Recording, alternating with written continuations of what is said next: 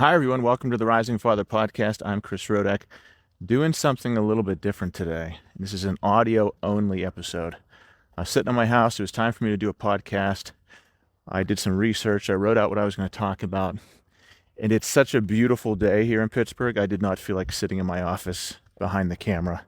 So I am out in the woods. You will hear birds chirping. You will hear gunshots because I'm not in a city getting shot at. I am by a gun range. So you're going to hear some gunshots probably off in the distance, hopefully not too loud, but you will hear some sounds of nature. But I'm out here walking in the woods, and I thought, yeah, this is what I want to do right now. So audio only episode, just going to be talking as I'm walking. This is how I do a lot of my calls for Men of Fire, is as I'm getting some steps in, getting some cardio in, just taking a walk and talking to the guys. So I'll just talk to you guys as I'm walking here. What I wanted to talk about today and really dig into was our environment. And just like I'm walking in the woods, your environment has a massive impact on how you feel and what is capable, what you are capable of, what you do, what you think, what you feel. As soon as I step into the woods, man, I just feel relaxed. I just feel great. I feel more creative. I feel like everything's okay. Same thing as being at the gym. You get into the gym and you feel like everything's okay, everything's fine. At least that's the way I feel. It's a safe place for me. It's a place where you feel motivated and inspired, and you want to push yourself really hard. And I've mentioned before environment being stronger than willpower, and that is true. But the main thing I wanted to talk about today was how your environment creates normal for you. And it's not an entirely super easy thing to explain or talk about, but I think you guys will get it. And that concept is whatever we are used to, is normal to you. So if you grow up inner city, that's normal to you. If you grow up in a mansion, that's normal to you. If you grow up in the suburbs like I did, that's normal to you. For me, growing up, we had a 2-bedroom, 1-bathroom house. That was normal to me. And all my friends that had their own bedroom, to me, they were the rich kids. If you had your own bedroom, to me, growing up, you were a rich kid. Because for me, normal was sharing your room with brothers and siblings. And if you didn't have to share your room, man, you made it. Normal for me growing up was waiting in line to go to the bathroom, having 5-6 people standing outside. Was fighting over food at dinner. My mom was an amazing cook, and she made unbelievable meals for all of us.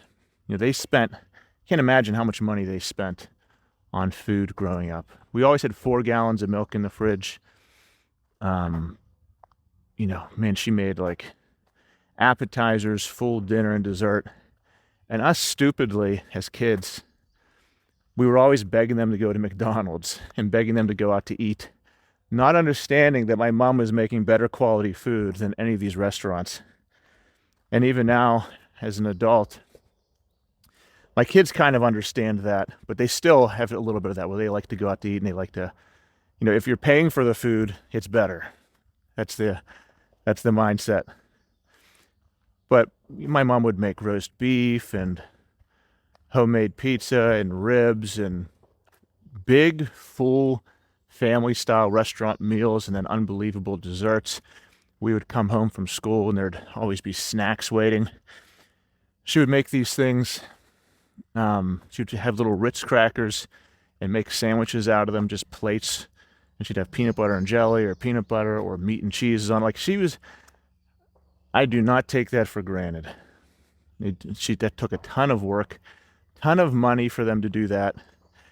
Times were tight for sure. My parents sent us all to Catholic school, but my mom always put a ton of time and effort into making us feel at home. But that was normal for me. There's also people who they live in a family.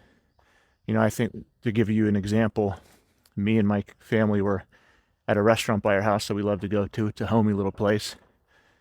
And all of us are talking. For us, we have a rule of no cell phones when we're eating together. So your phones have to be in your pocket. We don't do iPads. If the restaurant has, there's some restaurants that have iPads for kids. As soon as you get out, they've got iPads and games, and you look around. So we were eating dinner, and we look over at this table, and there's, same as us, kids are the same ages. There's a father, a mother, and 2 kids. The kids are about the same age as my kids, except it was silent. We're loud. There's times that I'm telling my kids to be quiet. They're getting a little too rambunctious. Like Nathan will get up and start dancing, and everyone's screaming and laughing. We're having a great time. And this family's just cold, stone, quiet. There's the mom staring at her cell phone, the dad staring at his cell phone. Both kids have headphones on, staring at an iPad. And at that point, are you even human? Like, are you even humans living at that point? And you feel so bad for these kids. For them, that is their normal. They don't know any different. Those kids' normal is having technology raise them. And I can only imagine what's going to happen to the next generation with AI. And I'm sure some of those horror stories or movies where AI robots and helpers and assistants come into the house and you're talking to them. Like even me, I use Gemini all the time for time-saving tasks, not for creative work, but for time-saving tasks like archiving material, going through large amounts. And you can put your Gemini on this mode where it's Gemini Live, which basically, if you want to, you can just talk to a person. And I've messed around with it. It feels really weird. But if you're a child who, say, is born 5 years from now, your normal is going to be, phones and screens talk to me. They know me. They're my friend. When I'm feeling lonely, I talk to this screen, and it makes me feel good. Meanwhile, they don't know it's just wires and electricity and X's and O's and ones and zeros. Maybe not X's and O's, but ones and zeros and code, and has no feeling. It's a grand illusion. It's a fantasy. It's, injecting yourself with a drug. They don't know, but that is normal to them. So this family sitting on this table next to us, those kids' normal is, I don't talk to my parents. I don't talk to each other. They're not developing any communication skills. They feel probably very alone. They probably are full of stress and anxiety because they're not able to share what's going on. My kids are very, very comfortable sharing what's going on with them, sometimes even too much. But Nathan will not hesitate to say, Dad, this happened at school and it's bothering me. Same thing with Lauren. She'll say, my friend told me this and it hurt my feelings. We say, good, let's talk about it. It's the exact same thing we do in my men's group, is we talk about the things that are holding us back. We share trauma, we share successes, wins, failures. And as soon as you share those things, you immediately feel relief. Like as soon as you share those things, you immediately feel relief.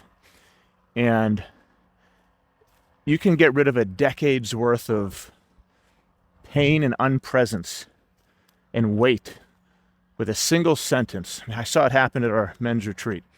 As we were around the fire and a guy talked about this thing that was bothering him for decades. And as soon as he shared it, end of the week, he was like, man, I feel so free. I feel like this giant weight is just off my shoulders. So sharing I got to slow down. I'm getting a little winded. I turned my walk into a hiking maniac out here. I'm sure you can hear all kind of sounds happening. But sharing is a massive part of healing yourself. Whenever you keep things inside, they fester. It's like a cancer that just grows undiagnosed. Whenever that stuff is inside of you, not taken care of, it grows. That cancer, that one cell multiplies, and before you know it, you're at stage 4 cancer. But in terms of this trauma that's inside of you that's unresolved. And we do that a lot with stories. I've seen it all over the place where A guy will think his wife is upset about him for one thing, but he won't communicate it to her. So it'll just build and build and build in his head. And then a couple years will go by and then he snaps, and it's this huge marriage-altering conflict when, had he just said the thing that was bothering him the first day, maybe his wife would have said, yeah, babe, that's not that big of a deal. It bothered me a little bit, but can you do this? And he might say yes or no, and let's talk about it and deal with it. So a lack of communication, isolation, is one of the biggest causes of men's mental health issues from what I've seen. I've experienced it firsthand. I know the power of sharing in my own life. I've done that, and I've healed from doing that, and it's massively impactful. I also invest in people that will help me through those issues. But back to that table, we're having a good time. We look back and it's just cold silence, kids staring at screens, parents staring at screens, no one talking to each other. Those kids don't know any different. They look over at us. I noticed, the children looking over at our table a couple times and just kind of staring at us like, what's going on over here? Like we were aliens. Oh my goodness, they're talking. And it's also like if you're at the park and say your parents are running around and playing with you, jumping up and down on the swings and having a great time, versus parents who just sit on the bench and stare at their phone. I always, when I'm running around with my kids, have other kids of the parents who are sitting on their phones run up and want to play with me and my kids. Happens every single time. You can ask my wife. She's like, you always end up getting surrounded by kids because they want to play with fathers. Your children want to play with you. They want to play with their parents. They want to interact with you. Oh, sorry, deer. There's a deer laying down asleep right in front of me. There's two deer. Hello. Keep sleeping. They're about 10 feet away from me, taking a nap. I'm not hunting you. But I always get surrounded by kids who are playing with each other, but their parents are not, and they want to play with their father. So they kind of oddly turn to their surrogate dad at that moment. Sometimes they do. Sometimes they keep playing with my kids. And also sometimes their parents get up and start playing with them as well. But the point being, for those kids, it's normal for them to kind of feel that loneliness and play by themselves. Whereas for my kids, it's normal that dad plays with them.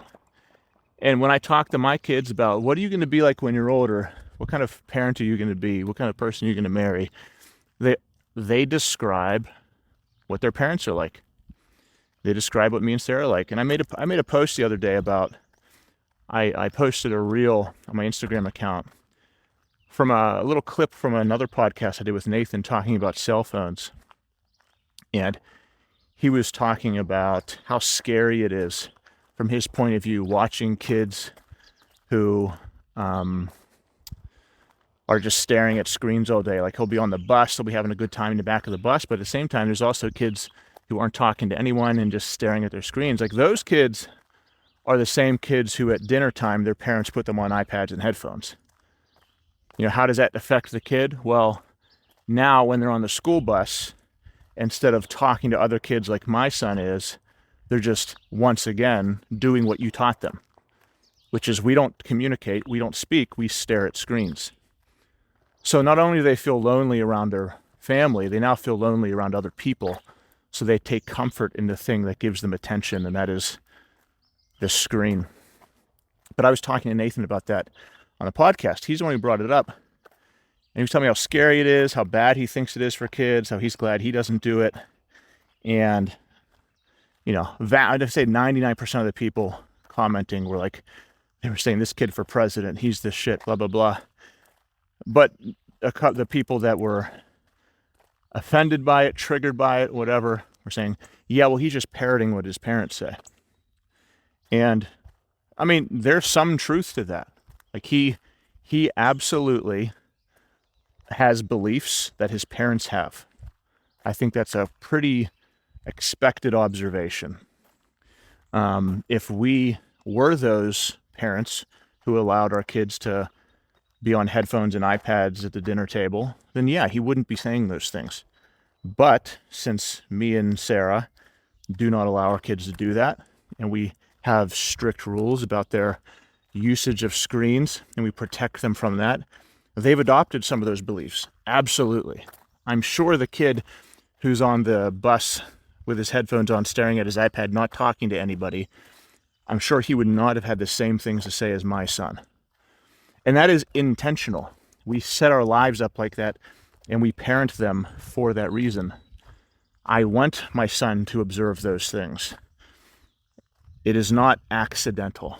I want him to be the kid in the back of the bus talking and playing, and he talked about making snack deals. You got to listen to that podcast if you haven't. It's amazing. 40 minutes of me talking to my son. He just goes into everything. But I want him to have those observations as a child. It's important. So for him, that's normal. The way we live is normal. And yes, I agree with that commenter who said he's parroting what is, yeah, that's the point. The point is that we have an immense impact on our children, and we parent them. I don't throw my kids out into the woods, or I don't throw them onto the internet and say, I hope you do well. No, that if you've ever watched The Lord of the Rings, there's a scene where Saruman, I'm such a nerd, Saruman and Gandalf. Well, Gandalf goes, this is in the Fellowship of the Ring, Gandalf goes to visit Saruman. Don't worry, I won't talk about this for a long time, 30 seconds. Gandalf goes to visit Saruman at Isengard. Look what a nerd I am. And he goes into his little castle thing, and there's this crystal ball kind of thing. It's called a seeing stone, where it reveals, like anybody can see it who has one. Like it'll show you things about the world, and there's a cover over it. So Saruman rips the cover off, and Gandalf says, "What are you doing? We don't know who's watching." And he covers the seeing stone up with the cover, and he gets a flash of Sauron, the evil lord, who has been watching them. To me, that's like a cell phone. It can be used for immense good things, like I use it for with Rising Father, but it can also be used for immense destruction, like boys. I can't imagine, like boys who are sucked into porn, before they're 10 years old, or sucked down toxic, negative wormholes of people who are spewing hate online. I am not going to throw my kids into that world with no guidance or strength or strategies. That's my responsibility as a father. So, yes, to that commenter, I absolutely intentionally talk to my kids about the dangers of cell phone use and how to use it responsibly, and I'll continue to do that. And yes, they will demonstrate that I have done that to them. But that is normal to my kids. Your environment creates what is normal to you. So now let's circle to fathers building themselves and what that looks like, to your expectations of what is possible for you. The only way, if I'm honest with you, the only way I was able to quit my job, build a business, last summer I went to Cabo, Mexico, and was the guest speaker at a mastermind. I was in this multi-million-dollar villa. All that stuff was so past what I believed was possible for me in the past. And honestly, it changed. When I was a child, I always knew I was destined for greatness, and part of that was my parents told me that. And you might think, man, that sounds arrogant. Sure, but I have to believe that about myself if I want to do big things and be great. If I saw somebody post the other day on Threads, they said, "I'm an average father. What's with all these dads saying they have to be great?" I said, man, you do that, you are done. You have that attitude, you are done. When I was a child and I was in 4th grade, when I was in 3rd grade, we had the school-wide race. And this one guy, kid in my class, Mike, He won 2 years in a row. It was a 5-mile race. The whole school did it. There was one champion. He won 2 years in a row. I was out of shape. I was a little chubby. The nice adults in my life called me husky. But, well, sorry, I just got a message there. But so the nice adults in my life called me husky. But I was nowhere near winning that race. But I saw this kid do it, and I said, I want to do that. I want to be great. He had so much confidence and fire in him. I loved the way people looked at him and treated him. I was like, I'm nothing like that. I want to be like that. I changed my identity in 4th grade. I started running every single day for a year. I remember running up and down my neighborhood every day. Then I would go to the basketball court. I'd do push-ups and sit-ups. I remember teenagers back in the day when teenagers used to be scared of teenagers in your neighborhood. Like, they would be making fun of me running. Like, what are you doing, running for a marathon? I would just keep on running. Like, I developed resiliency and a rock-solid identity at 4th grade. And then I won the race that year. I was first in the entire school. And then the next year I came in second. So that was me saying, no, I'm not average. I want to be the best. So I had to physically, intentionally tell myself, no, I want to be the best. And then I did things to back it up. So screw you if you say, people saying, you don't have to be great, you should be average. No, that is a death sentence. I'm telling you, you can do anything you want to do, but it's only possible if you believe it's possible. You have to create a new normal for you. So back in the day, my normal was not that. I had to create a new normal for myself. And then I grew up, I went to high school. I did band instead of doing athletics because my brothers did. So I got into the band world, became very good at saxophone. I went to college. I said I want to be the best, and I ended up winning competitions. But each of these little phases were up and down. It wasn't up the whole time. So I did that in college. Then I got married, had kids, and took a teaching job because I thought that's what I wanted to do, really, because I just liked my band teacher. So I was like, oh, well, if I like my band teacher, that means I like being a band teacher. No, different. I had great moments, but it's also very different. When you are spending an hour responding to a parent of a flute player who's upset that their daughter has a 99% instead of 100, yeah, it's not the same thing. But anyway, I digress. So at that point, whenever I was a teacher, my identity really, really slipped. And I became, my self-belief suffered. When I was in college, I thought anything was possible. My first teaching job at Salem, Ohio, I did P90X 3 times. I was shredded. I was ripped. I was waking up at 5 a.m., working out, working a full day, coming home, jogging 6-7 miles. I thought anything was possible. And then as I let myself go, I stopped believing anything was possible. That's what it was. And because it was just the compounding effect of thousands of weak decisions. That's why. I stopped working out in the morning. I started sleeping in with my wife. Started staying up late, watching Netflix instead of going to bed early and meal prepping. It could have been just easy little no's. Like, guys talk about that all the time. They say, well, my wife likes to stay up and watch movies late into the night. It's like, okay, just say no.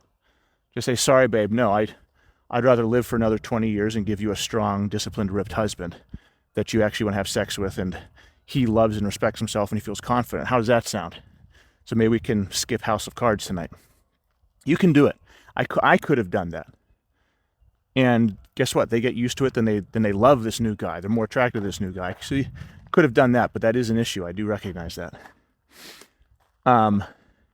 But during these, I would say from 23 years old to low 30s, was constantly me trying to get back to that point. But my new normal was somebody who doesn't work out consistently. The only way I was able to make my transformation and change these parts about my life and get ripped once again, get in better shape than before, and lead hundreds of men in a men's program and be a guest speaker and build a worldwide brand and do all this stuff and leave a middle school teaching job where I was getting yelled at by parents and changing spit and tubas of fourth graders. The only way I was able to do that was I had to create a new normal for myself and brainwash myself. There's a church above me with bells ringing, so I'm going to turn around and walk the other way.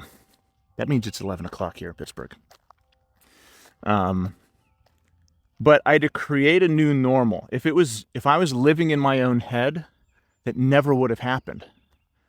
I had to start listening to podcasts like this. I had to listen to other people who told me that change was possible. That's what it is you need people in your life telling you that change is possible. If everyone in your life is saying, accept your dad bod, accept your income, it's too late for you, then you are going to believe that. And as soon as you believe that, life is over. Your progress is over. Yes, you'll still be living, you'll still be a father, you'll still be making an income, but as soon as you believe the best of you is done, man, as a man, that hurts. That fire starts to die, and you do not feel good. That's when depression kicks in, stress and anxiety kick in. So you need people in your life telling you that greatness is possible. So for me, I hired my first coach. It was a business coach. He was inspirational. He told me that things were possible. This was 6, 7, 8 years ago now. And then I started brainwashing myself. Before that, actually, I started brainwashing myself with Tony Robbins, Jim Rohn, The Secret by Earl Nightingale and Robert Kiyosaki, Atomic Habits, Psycho-Cybernetics, reading everything I could that would make me feel better about myself, because I was making myself feel like shit, and the people around me didn't have any greater aspirations. So I had to be around people who had greater aspirations so I could have that for myself. I couldn't do it alone. A lot of guys are like, well, it doesn't mean anything unless I do it alone. You did, and they'll say to me, you did it alone. No, I didn't. No, I did not. If it was me, myself only, I would still be there. I'd probably be 300 pounds and be depressed, sad. Who knows? I needed other people. You get no bonus points for going through life alone and suffering alone. It just delays your rise. So stop thinking that. But yeah, I had to brainwash myself. That is the only way I was able to leave that place and do the things that I'm doing now. Like making a podcast. I never imagined myself making a podcast that reaches thousands of people. Millions soon. It will be millions soon. I never thought that this kind of stuff was possible for me, but until other people told me it was possible, because my normal was dictated by everyone around me. So think about the people who are around you. What is your normal? I now have a friend that's a billionaire. That blows my mind. Through Rising Father, I have a friend that's a billionaire. That's crazy to me. It doesn't make any sense to me. But that's my normal now. And you talk to that guy, guess what? Yeah, guess what talking to that guy for 30 minutes does? Guess how that fills your head? You think I still have that 9-to-5 mindset of my income is capped? No. There's tons of guys in my program, extremely successful business owners. You talk to them, yeah, they'll tell you what to do. They'll help you out. They'll expand your vision. I have guys that come into my program who are teachers. I have guys that come into my program who are working just regular 9-to-5 jobs like I had. There's plenty of guys that, are not entrepreneurs, that are accountants, teachers, lawyers, those kind of jobs. And if they want to raise their income, if they're on a fixed income, all you have to do is surround yourself with people who can see opportunity, then you will start to see opportunity. Tony Robbins talks about that all the time. He's a fancy word for it, but he gives the example of if, as soon as you buy, let's say, a red car, let's say you buy a red Dodge Ram, before that moment, you're like, yeah, like, no one else owns this car. But after you buy it, you're like, oh my goodness, as soon as I bought my red Dodge Ram, everyone started buying red Dodge Rams, because your brain starts to see it everywhere. You were just zoning them out. You were just filtering them out before, but now your filter is honed in on these red Dodge Rams because you bought one. It means something to you. So your brain will start to target things that mean something to you. It works the same with opportunity. If you're around people who see opportunity and know how to make it happen, then you will start to see opportunity. I'm talking about income, but it's the same thing for health. It's the same thing with problems being patient and present with your kid. It's the same thing with solving issues with your marriage that you think are unsolvable. You get around a guy who's been in the same thing and says, no, this is what I did. Then all of a sudden, it's normal to you. Your normal has just expanded. There's plenty of men whose normals are, because I'm in my 30s and 40s, my normal means that I have a gut. My normal means that I don't work out in the morning. My normal means that, I drink beer every night. My normal their normal is, because I'm middle-aged. Hurts to say middle-aged, but it's true. Just accept it.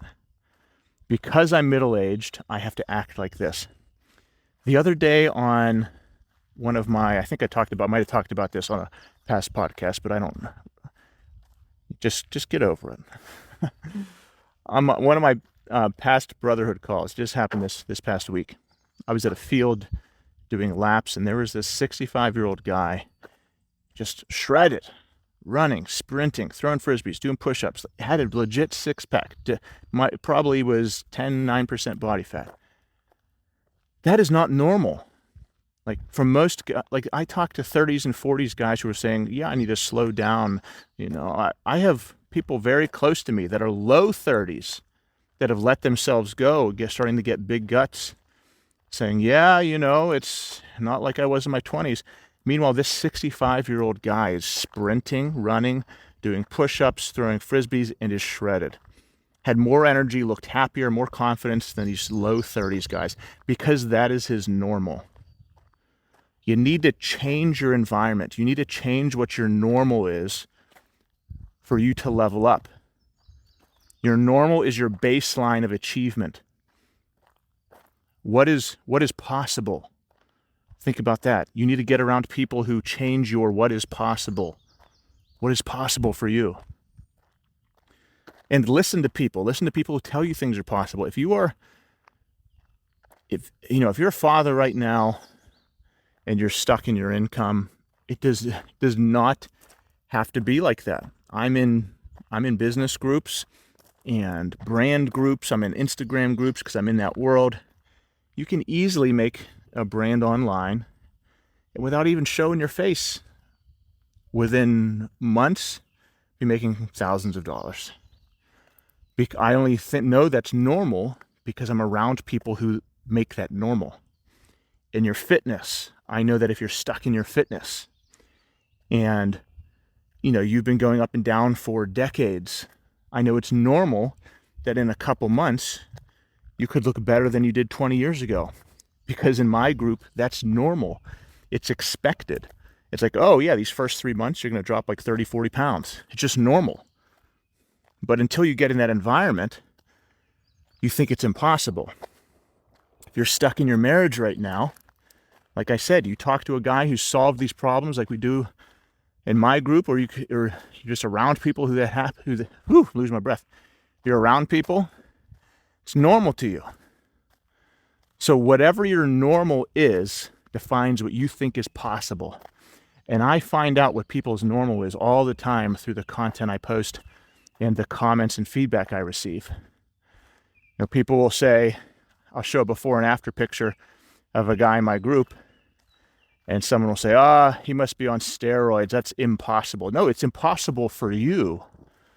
Yes, for you and your mindset, it is impossible because you believe it's impossible. In my group, this is normal. So you see it as impossible because your normal is different than my normal. Or I'll post something about parenting or marriage, and People either agree or disagree. So people say that's impossible. No, our normals are just different. So I'm telling you, evaluate what your normal is. Evaluate what is normal for you. And if you need to make adjustments, but keep on filling your head with people that tell you that anything is possible. Because it is. Anything is possible. You can change any single one of these areas, but you need positive reinforcement. You need other people to lift your vision. Don't just rely on yourself. I'm telling you, if it was me by myself, I would have been screwed. For me, this is work for me. Luckily, I changed my life to the point, I sacrificed to the point where I can take a walk, record a podcast, and that's work for me. That is normal. When I was a teacher, normal for me, I used to say, well, I can't get in shape, or I can't do blank. I would have those thoughts because I don't have time during the day. Then I changed my normal, and I got around people who didn't have any excuses. So I started working out during my lunch. I started working out during my prep periods. So that became normal for me. So I didn't have those excuses anymore. Your excuses also change when your normal changes. Because if you're around people who are blasting through those excuses and getting it done anyway, then all of a sudden you don't give yourself those excuses anymore.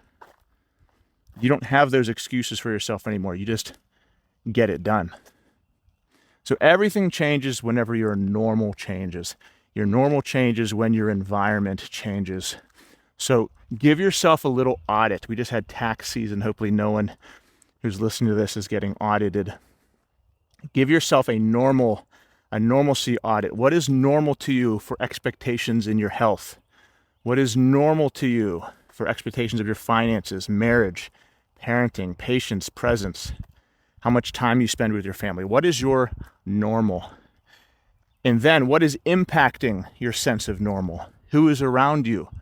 Who has influenced what you believe is possible, what you believe is normal? And then if you need to make a change, make a change. Cut out the toxic voices. Cut out the doom scrolling. Car passing me up. Cut out the toxic voices, cut out the doom scrolling, and replace it with positive voices. Stop listening to gossip online and start listening to people who build you up. That's what I got for you today, guys. Hope you enjoyed that.